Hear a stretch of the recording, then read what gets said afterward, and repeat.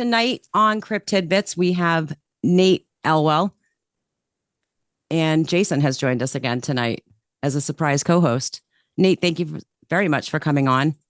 No, thank you guys for having me. It's a pleasure to be here. I would like you to tell everybody what you do because you do more than I wrote down and I don't want to miss anything.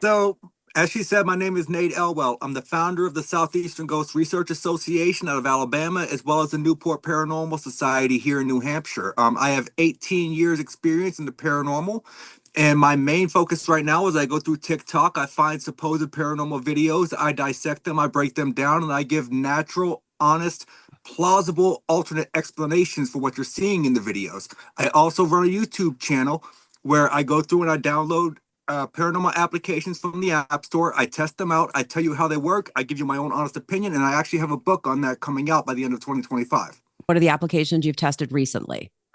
Recently, the last one of the last ones I did, which I actually really enjoyed, was an app called the Ghost Hunter M2.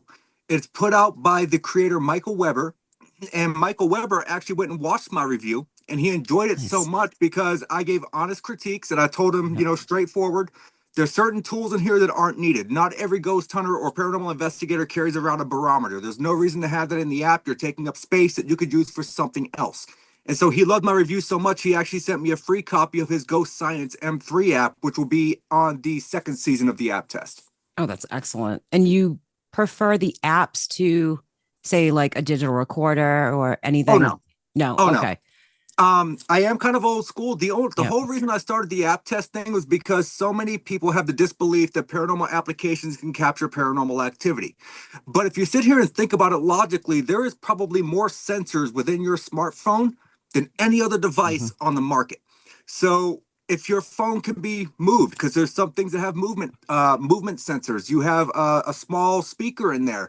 A speaker requires a magnet. That tells me that it could be used as some form of electromagnetic device. So there are so many different sensors within your phone that it's really, to me, absurd to think that a spirit would not be able to manipulate these sensors in the same way that they manipulate the physical devices that people trust so much.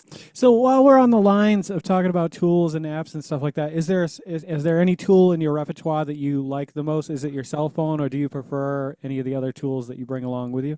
So it's actually funny you asked that, because I have two set up behind me and I have them turned on because I've been seeing things walk by my bed while I've been sleeping over the last several days. So I'm kind of hoping they go off while we're on the podcast. I don't know if they will or not, but I have this, which I'll turn it off because when I grab it, this is basically a REM pod, but it's called a crystal pod. So of course you get close. Just see if I can find a spot where I can set this where it's not going to go off. So my hand is nowhere near the antenna right now. If you take a marker and put it close to the antenna, it's not going to go off. Now, if you did that with a typical REM pod that you can buy anywhere, such as Amazon or whatever, that's going to go off because you have something close enough to the antenna. Because believe it or not, from my experience, most REM pods are actually proximity devices. This detects static electricity. Yeah, that's awesome. I've seen a bunch of REM pods, but I have not seen one of those yet. So this is made by one of my good friends, Lauren Hellikinson. She makes these from scratch. Every single one's unique. Mine is covered with black tourmaline. And I love this. I love this device. I also have a motion censored music box set up behind me as well. And what do you think of the Ghost Bell? I was going to order one of those, but I'm intrigued by it. Yeah. Yeah, I'm intrigued by it. But to be honest with you, I would have to physically use it and get results with it. I'm not sure if I trust it 100% yet. For what, like $200 to not waste, but it's a steep buy for something that may or may not work. It is, but if you think about it realistically, the paranormal is so popular right now, and you have all these different device creators. Realistically, they can charge what they want, and Yeah. people are going to buy it. Oh, without a doubt. I bought a lot of equipment last year, and I was eyeballing that bell for a long time before I realized I don't need it just yet. Right. You know, if I did maybe a bigger investigation, like an overnight, maybe the bell to leave out, but for $200 to maybe it works, maybe it doesn't work. I'm not going Yeah, to and bother at this time. yeah, it's not worth it. And to be honest with you, a lot of the equipment that I have, besides the crystal pod, which I bought it at a Paracon event, and my music box, which I had custom made for me, I would pick it up, but the music on it creeps. Well, you know what? I don't care if it creeps my son. I'm gonna pick it up anyway. Yeah, I was going to ask what song it plays.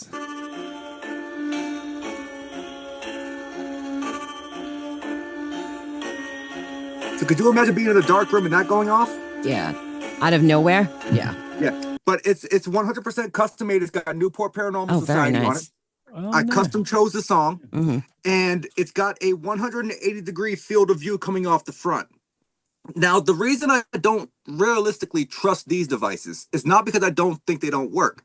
If you watch any of these mainstream paranormal TV shows, and when they use these music boxes, they're setting them up completely wrong as far as the camera perspective. Whenever they have the camera at it, they're pointing the camera at the sensor so you can see it light up. They don't have a camera behind it to show you what may have passed in front of it. You're in a haunted location. You're in an abandoned place. I'm sure there's mice. I'm sure there's rats. I'm sure there's other things. And so who knows what went in front of that to make it go off while they weren't in the room. And you said you started in Alabama? Yes, I started off in Alabama 18 years ago. So where have you found, I guess, the most activity, where you are now or where you were? Alabama so far has impressed me the most. I've been to the Sloss Furnaces in Birmingham. I've been to the Bryce Mental Institute in Tuscaloosa. I've been to the Dead Children's Playground in Tuscaloosa.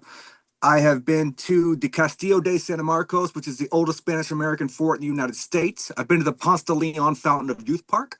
I've been to the Lizzie Borden House. I've been all over the place. You do para-video debunking.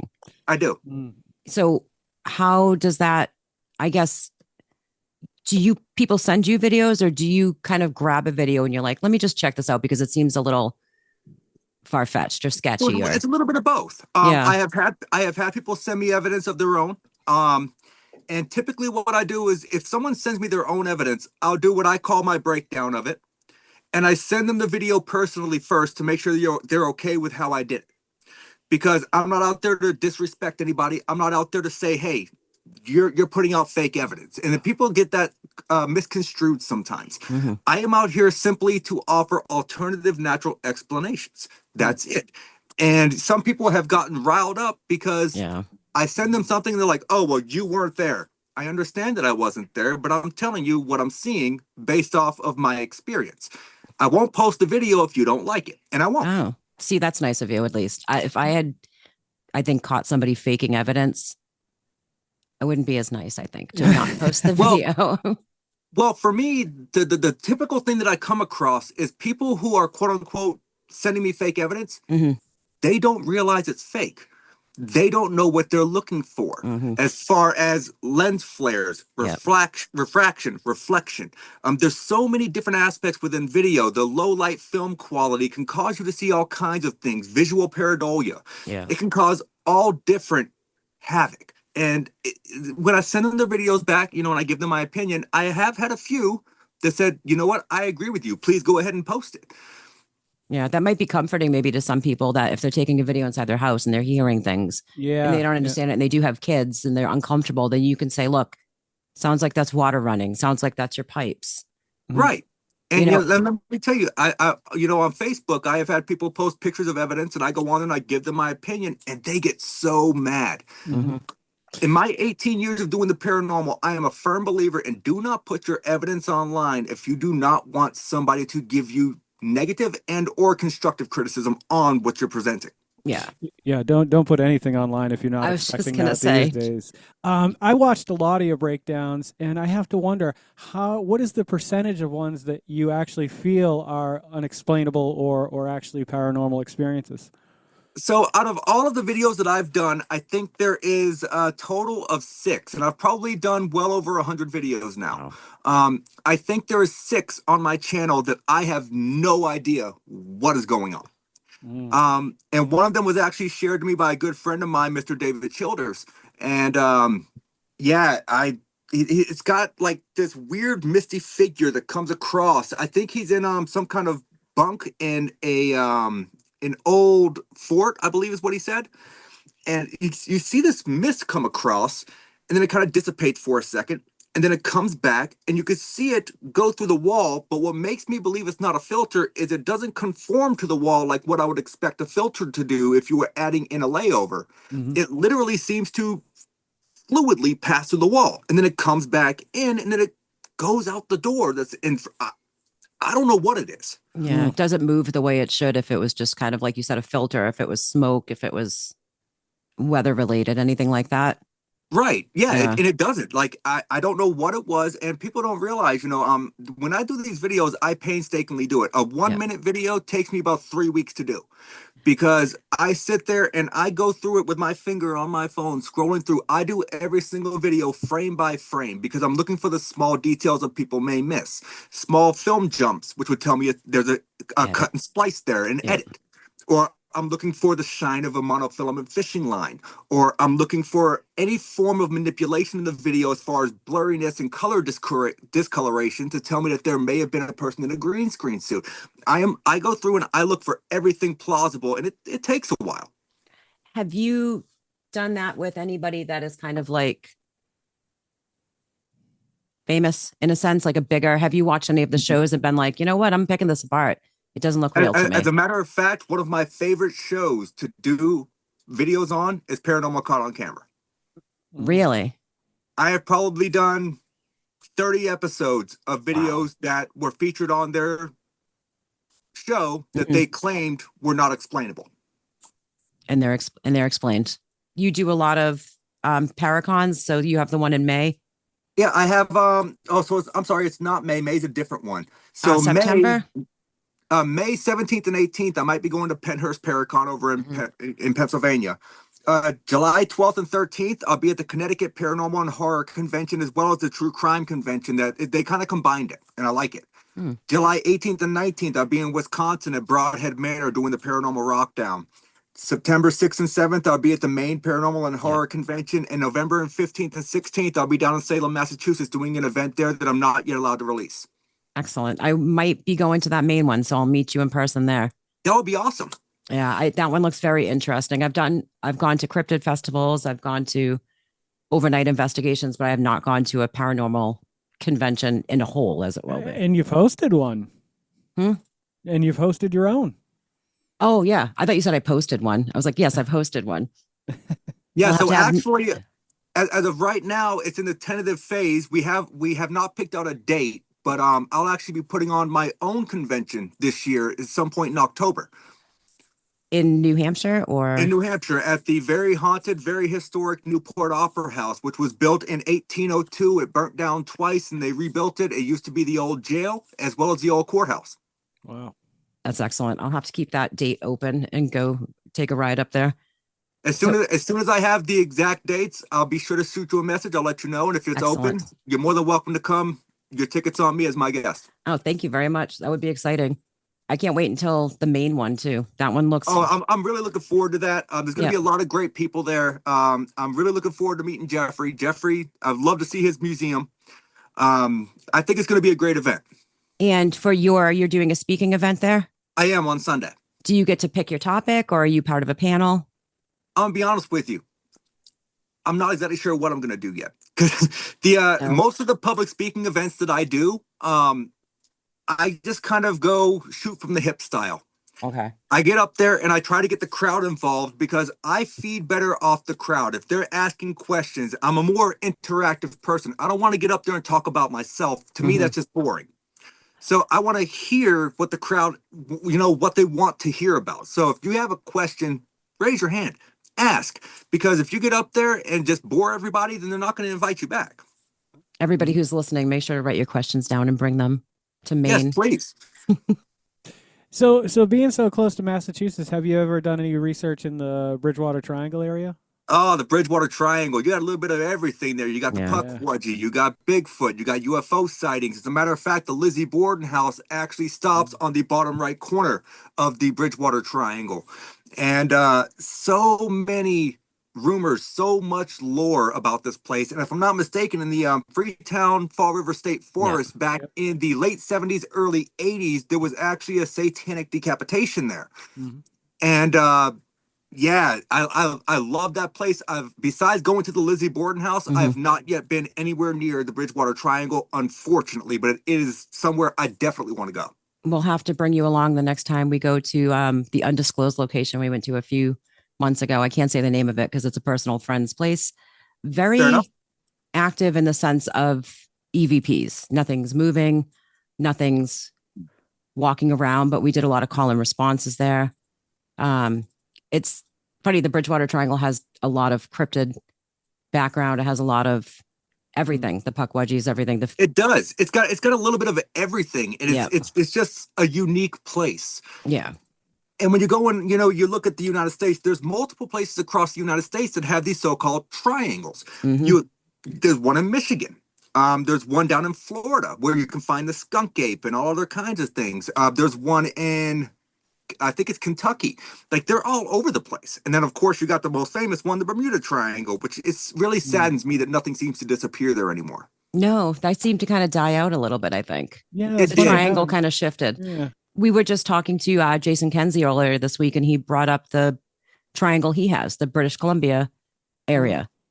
Mostly Well, disappearances, I guess, is what happens in his triangle. yeah, because I think there's one in Alaska as well. Yep. Yeah, they're all over the place. I just feel like at this point, everything is just one big triangle because everything's happening everywhere. Yeah. It is. It really is, especially like, UFO sightings, Yep. cryptid sightings. And, it's crazy to think that people out there still don't believe that people are seeing something. They're seeing something. They're seeing But something. It's what just is it? until I feel like there's a lot of people that take it the same way they take religion. Like you have to just believe it on faith. Yes. You Yeah. Right. can't, if people believe it, you have to have faith that there's something there. Yeah, I 'cause- don't want to see a body of a Bigfoot, Oh. but it's there for you.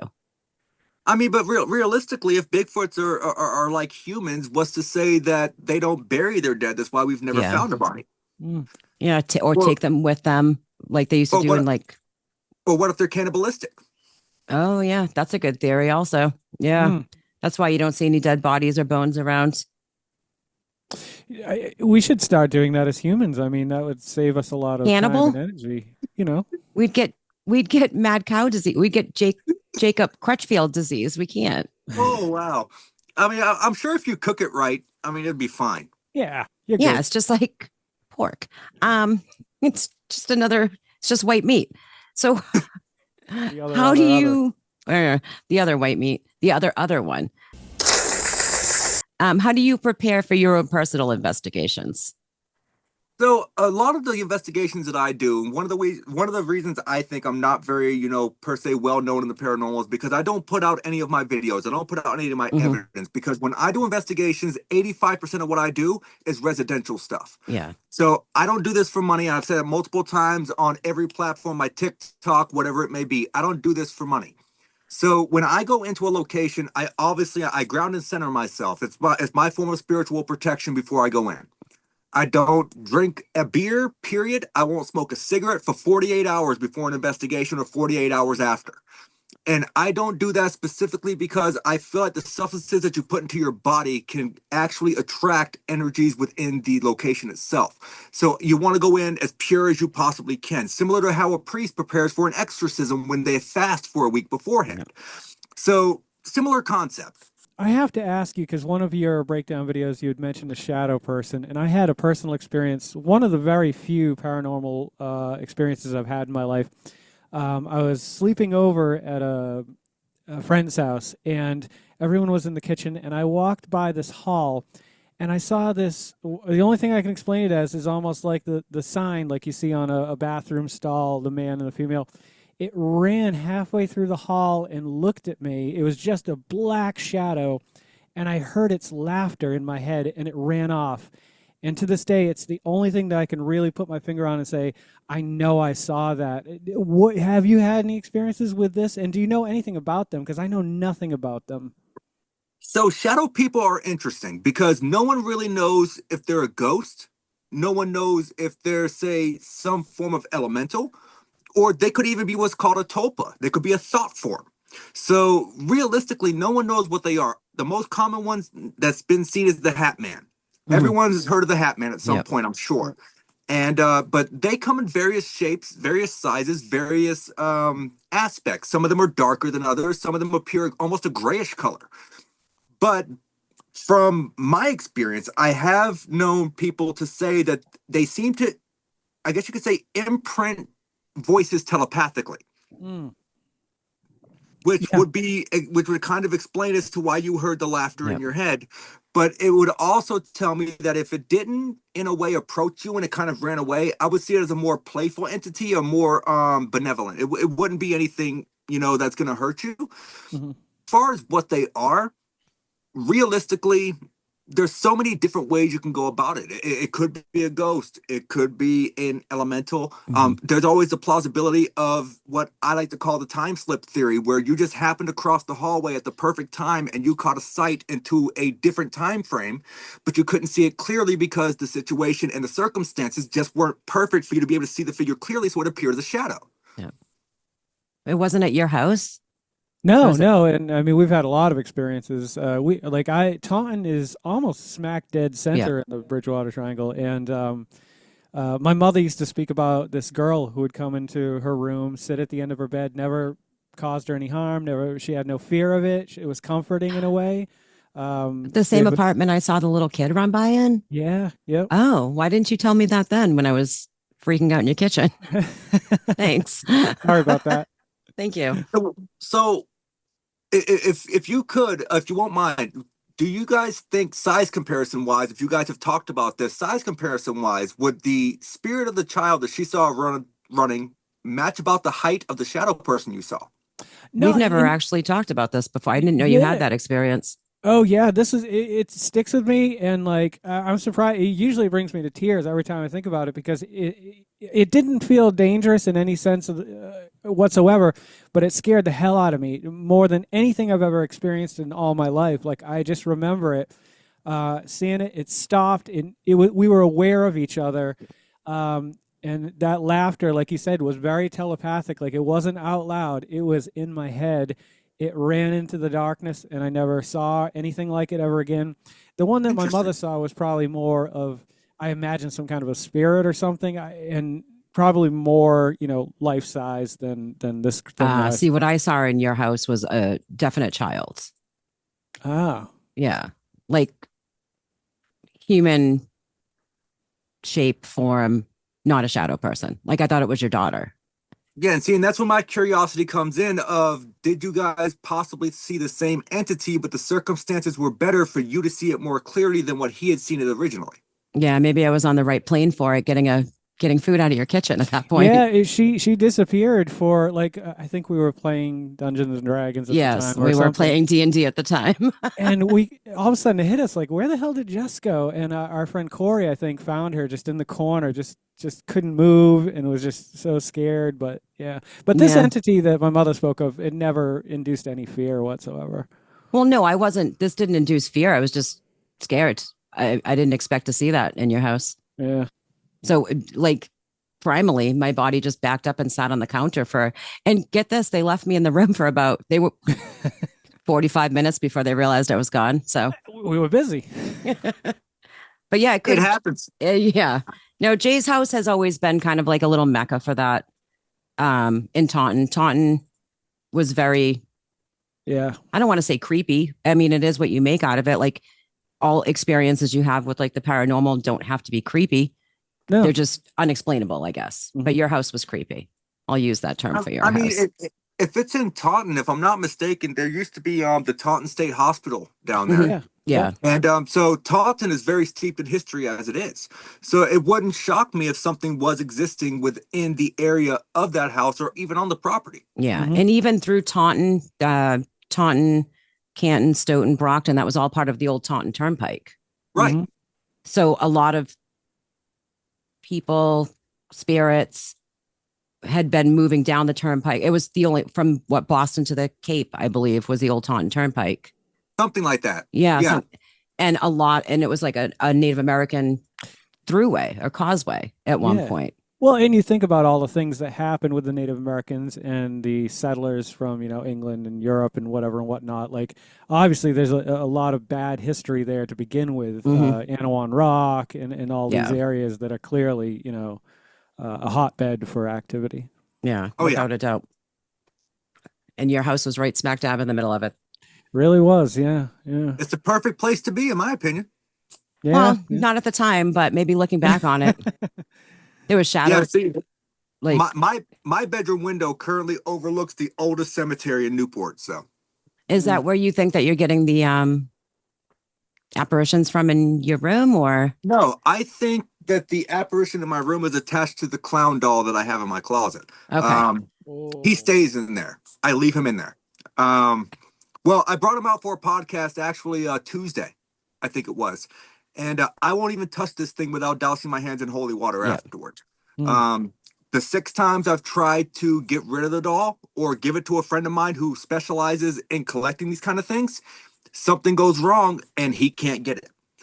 My brother, who is extremely chlorophobic, he is deathly afraid of clowns, wants the clown doll in his room. And I'm like, nope, that's whatever energy is attached to this playing on your fear. And you do believe that entities or spirits can be attached to an object? Oh, yeah. You have to think about it. If you have a child, right, that's got a doll that they love so much and they take that doll everywhere, family road trips, they take it to the bathroom with them, they cry with it, they laugh with it, right? All of that emotional energy that they're inputting into that particular object.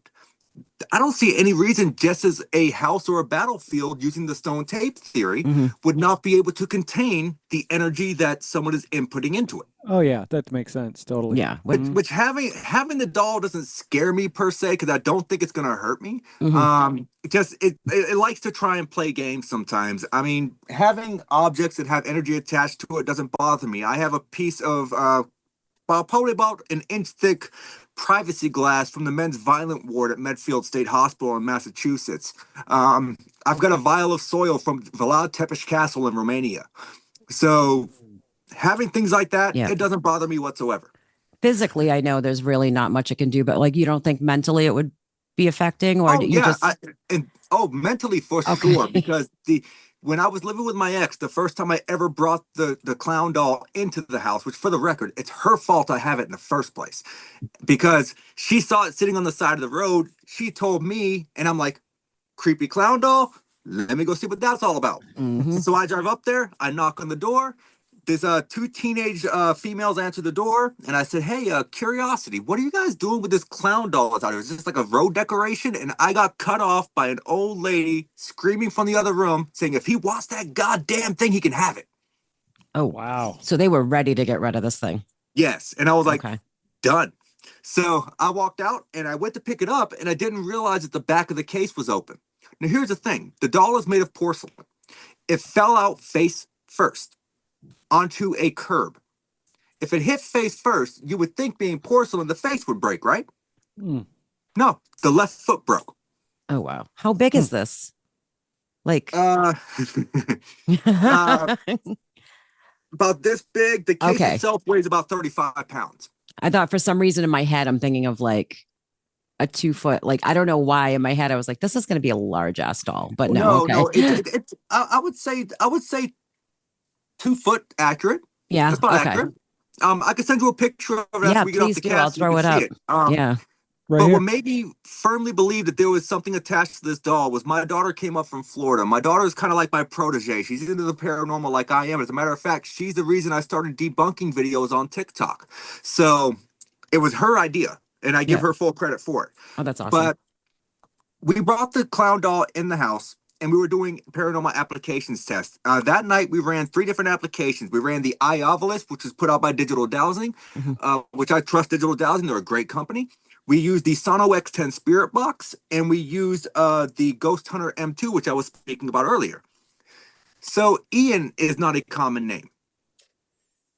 All three applications, when we asked if there's something attached to this clown doll, what is your name? All three apps gave us the name Ian. Wow. Oof. Did you go back to the house and ask them anything about the doll, or would you rather not know and find out They on would your not own? talk about it. Wow. I did, but they would not talk Okay. about it. So remember earlier, as I was saying, the foot was what broke when it Mhm. fell out of the case. When me and my daughter were running the applications test, we were using the eye and I asked, if you're attached to this, why are you affecting me in a way that makes me feel uncomfortable? And the three words that came out of the eye were sad, broken, foot. Oof. Mm. And then you continue, and then you kept it and put it in your closet. No, actually, at that point in time, we resided in the garage, Oh, but it wasn't okay. attached to the house, so it doesn't. I didn't see any harm in it. Yeah. So fast forward 3 or 4 months, my ex went down to Massachusetts to visit her mother. I'm home alone. I was like, you know what? I'm getting the doll. It's coming inside. So I brought it inside. I did some EVP work with it, caught nothing. I did more app tests with it, caught nothing. And I was like, you know what? Quiet night. The hell with this. I'm going to bed. So the dining room table at that house is about 3.5 feet off the ground. Okay, maybe 4 feet. I leave the doll on the table. I go to bed. When I wake up in the morning, the chair that was in front of the doll was laying on its side, and the whole case, which I told you weighs 30 pounds, Mhm. clown doll once again, face first on the floor. So from a 3.5 to 4 foot fall, falling onto a hardwood floor, for one, how did I not hear it? Exactly. Yeah. 2, it fell face first. How did it not break? There's something inside of that doll. There's got to be like a second face inside of that doll. You need to take that porcelain face off and see it's like true face underneath at this point. I don't know, but it does. It is kind of creepy. I mean, I've tried to fix the foot. I've tried Yeah. 4 or 5 different kinds of glue. I've tried super glue. I've tried porcelain glue, which I didn't even know was a thing Wow. till I googled it. I've tried a 2-ply epoxy. Nothing will put the foot back together. It will not stay together. Wow. Oh, wow. No, it doesn't want its foot back. That way it can't be angry. It wants to be angry. I feel like. I think the foot being broken is its way of getting out. Yes. Yeah, that's what I was thinking too. Yeah. Like it's just there it is. It refuses now opening. at this point. Yeah. Yeah. That's its opening to be able to release itself whenever it would like and go back home where it's comfortable when it wants to. Oh, I don't like that thought. That thought gave me chills. Mm. Well, Yeah, that's a great thing about the paranormal. Yeah, exactly. Yeah. Yeah. It reminds you you're alive though. You know what I mean? I love those feelings sometimes where you're just like, okay, I'm not alone here. This isn't the world that, you know, I alone live in. There are other Right. things. Yeah. And What do you say to people that don't believe in, I guess, the paranormal or unknown, or not don't believe in it, but kind of cast it aside? Skeptical. Yeah. So one of my best friends who is actually coming up to my paranormal convention is a complete skeptic. His name is Mr. Kenny Biddle. I don't know if you've heard of him or not, but he actually runs a TikTok platform called the Skeptical Help Desk, and love the guy to death. For me, I look at it this way: if you have never had an experience that you cannot explain, that puts it into your brain that there is something exponentially wrong going on at that moment, if you haven't experienced that, then you may never believe. Yeah. And I'm okay with that. Everyone's entitled to their own opinion. As a matter of fact, and you know, as Jason said, he's watched a few of my videos.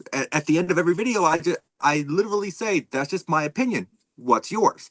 Mhm. Because everyone's allowed to believe what they want to believe. I don't pressure them to believe what I believe.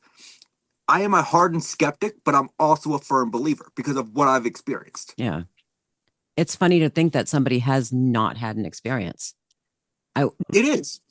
It's funny to think that something happened to somebody and they're like, oh, that was just a tree. That was just the wind. Well, That was, I think that's what it is. It's Yeah. like so many people just don't want to believe that they easily explain it away with other reasons. And so it's kind of that faith thing too, whereas if Yeah. you don't have that willingness to believe, then you can chalk it up to anything. and I feel like if they Right, did have and- a spirit around them, the spirit's gonna be like, this is a waste of my time. I'm leaving. Right. And my son at 8 years old, back in October, I took him on his first ever paranormal investigation. I met up with my good friend Adam Barry from Yep. Kindred Spirits, and we investigated the Newport Opera House at a public event. My son decided I want to do the ghost hunt. I was just going to bring him literally for the actual show. And I was like, buddy, are you sure you want to do this? He was like, yep, I'm going to be like you, Dad. I've got this. Oh, I said, okay. So we go over, he meets Adam Barry. Adam gives him an autograph, takes a picture with him, and Jameson brought him a little rainbow colored ghost sticker, that's which adorable. Adam put on his personal travel laptop. So every show he goes to, that sticker's on his laptop. That's awesome. And he was like, you really want to do the ghost hunt, buddy? And he's like, yeah, I want to try it. He's like, well, I want to tell you this. If you get afraid and you feel like you have to leave, there's no shame in it. Yeah. So we went in there, and of course, he volunteers my son to hold the K2. So Jameson's holding out the K2, and Adam's asking questions, and all of a sudden, you can see the lights on the K2 just jumping. And Jameson, I could tell he's getting a little bit freaked out at this point. I'm like, buddy, are you all right? He's like, yeah, Daddy, I'm good. I'm good. And then it jumped all the way up to red and stayed there. And then his arm went almost ice cold. Oh, wow. And he looked at me, he's like, Daddy, my arm is cold. I want to go. Yeah. I said, all right, buddy. I picked up the K2. I handed it to the guy next to us, and I was like, all right, we're going to go ahead and head out. I walked over, told Adam, hey, we're dipping out. Don't mean to interrupt, but, that kind of Yeah. freaked him out a little bit. And Adam was like, understandable. Yeah. At 8, it's a good time to kind of start him in, but something that immediate must have just been such a shock to him. It was. And, he helps me sometimes when I do my TikTok videos. If I'm doing recreations, he's normally the one in the background pulling the strings on stuff that I do. That's So he knows the skeptical side, but he Yep. knows that it also exists. Is he ready for another investigation soon, do you think? Or is he going to take some time off? He said if Adam comes back to the Opera House next year, he wants to go again. And this time he's going to last 30 minutes. Totally off topic, but you mentioned something earlier that made me think of it. You believe in, or you've researched a lot, cryptids and paranormal UFOs. Do you believe in vampires? I feel like they're so steeped in lore. And if you go back to the time of, back in the medieval days, in I think it was in Romania, they called them Strigoi. And, Yes. The fact that there was a case where a few people dug up a body and then ate the heart shows you there is a firm belief that vampires could really exist. And let me tell you, there are some people out there that I've seen that are pale enough to be vampires. So do I think that they exist? I think they exist in a way that is misportrayed by the mainstream media. Yeah. I'm not talking about Yeah. Twilight. Vampires don't sparkle in sunlight. They're supposed to explode. But I'm talking about what would be known as a psychic vampire, an energy vampire. It's funny. There was a point in my life where I really wanted to live a long time, and so I reached out to every forum I could. This is you're talking about the early '90s now, trying to find real vampires, and there was 2 that got back to me, and one of them said he was a psychic vampire from Australia who would come to me in my sleep, and nothing ever came of it. But it's just funny that you mentioned that because I hadn't heard that term in 20 years, so that's interesting. Like I said, I think outside of the box. Yep. Energy vampires are kind of Yeah, all because they're around those us. people. Yeah, they're those people that just they get next to you and you don't even realize they're doing it, but you almost instantly feel drained. Yeah. Yeah. You're like, God, I got a headache, or I'm feeling lethargic, and that's the person next to you psychically zapping your energy, and you don't even realize they're doing it. Wow. Yeah. And then if you Yeah. go down to New Orleans, as a matter of fact, if you have an interest in vampires, Jason, there's a book I'd recommend that's called There's Something in the Blood. It's an interesting book on the underground world of vampirism in New Orleans. There's actually a guy in New Orleans who physically finds hosts. He cuts a little part of their skin and he sucks their blood after they've had drug tests and STD tests and stuff. But he does this once every 3 or 4 weeks because he claims it gives him energy. Wow. That is wild. It's a very interesting book. If you're into vampires, I think you'd enjoy it. Yeah, I'll check that out. I wrote that down. I did not run into that guy when I went to New Orleans. Thank God. Unfortunately, one place I've never been, but I'd love to go. The LaLaurie Mansion is on my list. I'd love to go and visit that place, but not been there yet. That's what I was going to ask. Do you have like kind of like a bucket list investigation? Everyone has a bucket list of things they want to do. I've got a bucket list of like 400 haunted places I want to visit. The one place though, and this for me doesn't even really have to do with ghosts. I want to go to Lake Loch Ness. Yeah. That could also be a ghost though. I mean, they haven't proven it's flesh and blood as of yet, so it could be a ghost. I actually have a rock from the shore of Lake Loch Ness. I love that. Is that from Mini Museum or somewhere else? Somewhere else. Okay. So if you go to at Bigfoot's Treehouse on Instagram, they sell stuff like this. That's awesome. But this was a Christmas gift from my girlfriend, and I love it because this is probably my most favorite cryptid of all time, next to Champ and the Mothman. I love the Mothman. I do love me some lake monsters for sure. What's your take on Loch Ness? Do you think it's kind of like an interdimensional type of leftover spirit? Do you think it's a big log that pops up every once in a while? Do you think it's a flesh and blood creature? I think,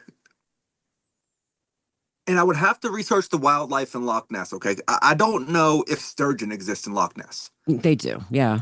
But if sturgeon exists in Loch Ness, they can get massive. Yeah. So if you're from a distance and you see just the back of a sturgeon coming out of the water, because they have almost a rippling spike effect. Yeah. It could be a sturgeon. Because obviously the famous surgeon's photo was proven as a hoax. Yeah, so, unfortunately that was a hoax.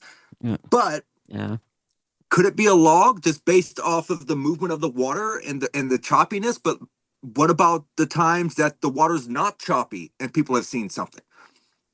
So there's seals in the area, unfortunately. So it could be seals. Yes, it could be seals in and out of the water. I mean, I do want to believe it's a Loch Ness monster, but there are a lot of other explanations for it until it's proven otherwise, I guess. Yeah.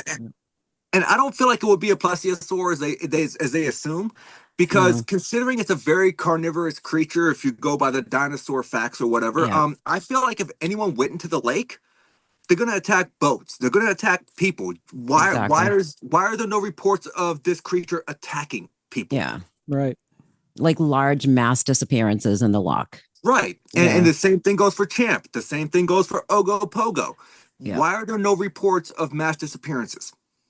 Yeah. It's funny when we grow up, we read like the stories and we see the newspapers and like the books of all like the cryptid creatures and the myths and the legends. And as a child, we're like, yeah, that is a Loch Ness monster. And then we get a little older and we're like, shit, is it a log? Because that would bum me out if it was a log. Like, I want to believe everything is there, but when you have to look at it, not skeptically, but intelligently, unfortunately. Yeah. There's only one cryptid in the world that I don't want to believe in just because it's so freaking bizarre, and that's the Mapinguari. Oh, I love the Mapinguari. But it's a bizarre creature. It is. I did little bits on the Mapinguari, like the protector of the Amazon rainforest. And a lot of theories are it's a leftover large ground sloth from like the Pleistocene. Yeah, it's maybe the Amazon, you know what? There's stuff in there I doubt we found yet. Oh, without a doubt. And you know, the Ahul is another weird one. Yeah. But yeah, like there's a few of them out there that I really don't want to exist just because, well, I don't want them to exist. Yeah, I don't want to run into them. Which one do you firmly believe that will be found? I think if they're going to find anything first, it's definitely not going to be the Hodag from Wisconsin, because that thing is way out there. I think if they're going to discover anything first, I really have to go with it's probably going to be Bigfoot. Yeah. You think a Bigfoot is like straight flesh and blood? You know, I'm not sure. I'm not sure if there's recent theories coming out that it's an interdimensional being, or they're an alien that's just covered in fur. I mean, I've heard that theory. It's a little out there. Yeah. But I think that they're definitely some form of flesh and blood creature. But where do they come from? Where do they go? No, I'm not saying Cotton Eye Joe. I'm just asking a question here. I think that they exist. I think that there's somewhere here that we just have not looked hard enough. But then again, there's so many places with such dense wooded Yep. areas Hmm. that there's multiple places they could hide. For all we know, being the fact that people say that they're a lot like humans. How do we know that they haven't made doorways in trees and hollowed out a tree and hide it when they see a human? Yeah. Right. Underground layers type of situation, all of that. Or there was the theory that Jason Kenzie had about like polar bears fur. If it's Mhm. reflected the right way, they can't be seen almost in a way. It's Correct. quite possible that they have some kind of an anatomy that allows them to almost cloak in a way. Yeah. Right. Yeah, and And that makes complete sense. it Yeah. does when you think about like people saying, well, my tree camera worked up until this one shot, and then my tree camera worked again after that shot. But during that one shot, it malfunctioned and Mhm. the food disappeared or a print appeared. Yeah, because and every single state has its own version. Every Yep. single one has its own name. Like, you go down to Florida, you got the skunk ape. Yep. Here in New Hampshire, you have the wood devil.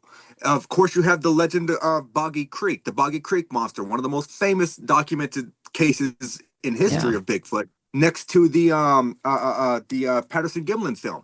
And it is insane to me that there have been so many sightings and there's so many different folklores based in every single state that people still refuse to believe that it exists, because this thing has been seen since Native American times. Yeah. I So was they're talking to seeing somebody.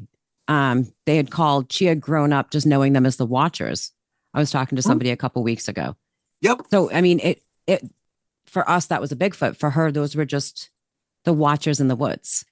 And if I'm not mistaken, in Arizona they have the Mogollon Rim monster, Yep. which is very similar to a Bigfoot. And I actually have some notes of Bigfoots that, well, like what people call Bigfoots in other countries, Mhm. but I left it at work today. I printed it out and I left it on my desk. Somebody's going to find that at work and be like, "What is he doing after Oh, hours?" they know what I do. Okay, all right. My job follows me on TikTok. Oh, that's awesome. Good. And we'll bring that back around. Where can people find you? You know what? They can find me on TikTok at Static Voices. They can find me on Twitter at Paranormal Nate. You can find me on Instagram at static underscore voices. You can find me on YouTube at static underscore voices. And you can find me on Facebook at Nathaniel Elwell. And your more recent upcoming appearance will be when they want to meet you face to face. The most recent one that I have coming is going to be July 12th and 13th at the Connecticut Paranormal Convention and True Crime Conference. Before we do head off, can you give us 5 words describing either you, what you do, and your evidence? 5 words. 5 words. Okay. Unique, strange, thought-provoking. Is that 2 words, or is that could be considered one? I'll give you that. Will be 1. Yeah, go ahead. Okay, 1. Let's see. Man, that's a good one. What am I going to use for the last 2? Y'all are killing me here. I wasn't expecting this question. I really don't have anything for the last 2, to be honest. All right, we'll give you 3. We'll I go would with like 3. to throw 2. I'll throw 2 for you. They're interesting. Oh, and a great time tonight. You know what? I love the list that we came up with. We came up with it together. I'm good with it. Excellent. Thank you both. Everybody have a good night, and we'll see you next time. Thank everybody for watching. I appreciate you.